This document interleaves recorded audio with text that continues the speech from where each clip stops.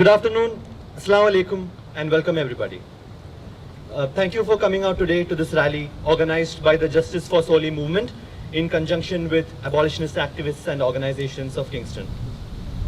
We are here today to demand justice for Suleiman Fakiri, for Jordan Sheard, and for countless others whose lives were taken by the justice system, which in the name of justice inflicts racist and Islamophobic violence upon people with mental illnesses, upon queer, two-spirit, black and indigenous people.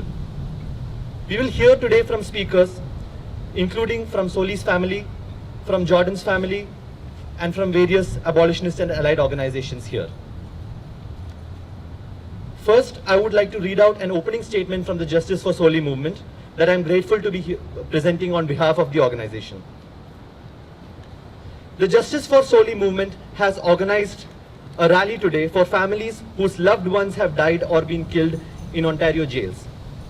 Together with supporters, families will gather peacefully outside the courthouse here in Kingston to raise their voices in a united call for mental health rights in the justice system.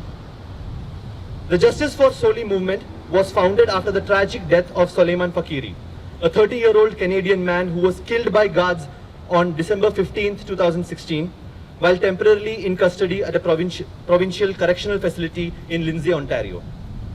Staff at the facility were aware of Suleiman's mental illness, schizophrenia. The Justice for Soli movement is demanding transparency and accountability against the guards who were responsible for Suleiman's violent death.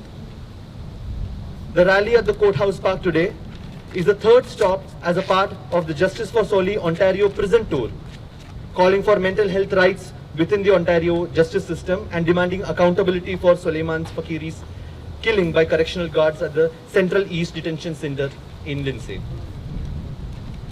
Today, we will be hearing directly from the families of Jordan Sheard, who died this June at the Central East Correctional Center, and the family of Suleiman Fakiri.